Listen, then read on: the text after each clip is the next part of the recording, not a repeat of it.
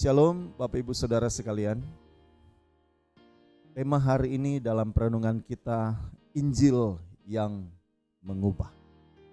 1 Tesalonika pasal yang pertama, di ayat yang kelima. Bagian A saja, saya bacakan buat kita semua. Sebab Injil yang kami beritakan bukan disampaikan kepada kamu dengan kata-kata saja, tetapi juga dengan kekuatan oleh Roh Kudus dan dengan suatu kepastian yang kokoh. Saudara, ungkapan Paulus ini adalah ungkapan yang luar biasa,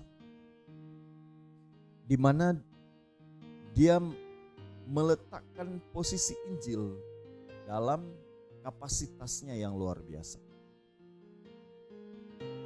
Tentu Injil ketika itu tersampaikan, dan kalau Injil tersampaikan dalam kapasitasnya yang tepat, kapasitasnya yang sempurna, Injil itu pasti mengubah. Pasti mengubah. Pertanyaannya adalah, apakah Injil itu? Kita mengerti Injil itu adalah kabar baik. Kabar tentang bagaimana kita bisa menikmati atau mengalami keselamatan. Injil itu adalah kabar sukacita dari Allah.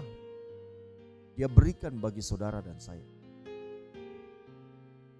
Injil itu adalah kabar bagaimana kita memiliki peragaan hidup. Kabar peragaan di mana Yesus menjadi jalan untuk kita bisa mengalami keselamatan. Jadi Allah memberikan contoh memperagakan hidup. Injil itu harusnya menjadi peragaan dalam kehidupan. Dia akan menjadi maksimal, menjadi kuat bagi setiap orang yang mempercayainya dan mau menghidupinya. Persoalannya, Injil tidak semua bisa dimaksimalkan dalam kehidupan seseorang.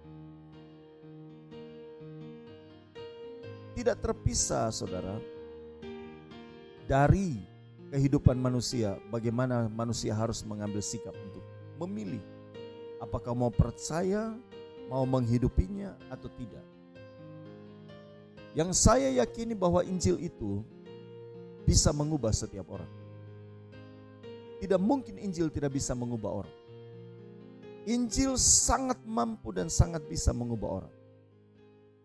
Tetapi kalaupun seseorang tidak bisa diubah, maka pertanyaannya, bagaimana kita atau seperti apa cara kita mengekspresikan Injil itu? Paulus menekankan di sini, sebab Injil yang kami beritakan bukan disampaikan kepada kamu dengan kata-kata saja. Artinya, baik kita yang menyampaikan Injil ataupun kita yang menerima Injil, seharusnya tidak hanya sekedar berkata-kata. Kita menerima atau menyampaikan tidak hanya sebatas kita berkata-kata, atau kita menerima Injil tidak hanya sebatas pengertian tentang apa yang dimaksud dengan Injil. Tetapi di sini dikatakan, tetapi juga dengan kekuatan oleh Roh Kudus. Berarti saudara, Injil yang mengubah itu harus juga dibarengi dengan kehidupan roh yang kuat. Injil yang mengubah harus dibarengi dengan kehidupan roh yang kuat. Karena setiap Injil, setiap firman yang tersampaikan, kalau tidak tersampaikan dengan kekuatan roh, seyogyanya Injil itu hanya sebatas kata-kata yang tidak bisa mengubah. Ini dimulai dari setiap kita yang memberitakannya, dan tentu kita juga yang mendengar dan mau melakukannya. Injil kalau hanya diterima dengan perkataan, dengan pengetahuan, dengan hikmat manusia, tanpa ada kuasa Roh Kudus yang menyertai, Injil itu tidak akan pernah berguna sama sekali. Kita harus ambil sikap untuk bagaimana Roh Kudus juga harus menguasai kita, agar Injil itu benar-benar bisa mengubah. Injil tidak akan pernah memuaskan kita selama Injil itu hanya menjadi bahan pengetahuan, bahan perdebatan. Ada banyak di antara orang percaya hari ini belajar Injil hanya untuk saling berdebat, saling menyerang, saling menghakimi, saling membenarkan diri. Injil bukan lagi untuk mengubah kehidupan, tetapi hanya untuk supaya melihat baik benar di mata orang. Kenapa? Karena Injil tidak dibarengi dengan roh. Injil hanya mampu dinalar dari cara berpikir. Tidak mengubah kehidupan, hanya mengubah pandangan.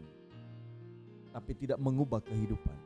Hanya menambah kepintaran, tetapi tidak menambah kehidupan yang berkenan. Injil harus mengubah kehidupan. Maka saudara membutuhkan Roh Kudus agar supaya Injil itu benar-benar maksimal mengubah kehidupan kita. Saudara membutuhkan Roh Kudus. Dalam Roma dikatakan Injil itu adalah kekuatan Allah untuk membawa orang kepada keselamatan. Oleh karena itu, kita harus mampu berproses di dalamnya.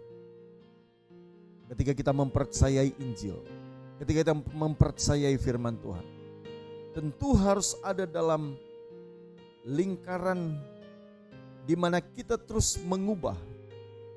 Dan ini perputaran kehidupan kita, perputaran siklus perubahan hidup kita itu akan terus berlangsung. Kalau Roh Kudus diizinkan masuk dalam hidup kita. Roh Kuduslah yang menginsafkan kita akan dosa, kebenaran, penghakiman. Roh Kudus yang akan menuntun kita kepada seluruh rencana Allah. Maka saudara butuh Roh Kudus. Minta kepada Allah biar Roh Kudus menyertai kita hari lepas hari. Agar firman yang sering kita dengar atau firman yang kita sampaikan, yang kita pahami, yang kita ajarkan juga mengubah hidup kita. Kenapa juga banyak para teolog menyampaikan firman tetapi hidupnya juga tidak berubah? Karena hanya mengolah firman Tuhan, menjadikan itu sebagai bahan informasi untuk disampaikan, tetapi tidak menjadi bahan untuk mengubah kehidupan pribadi. Roh Kudus tidak bekerja.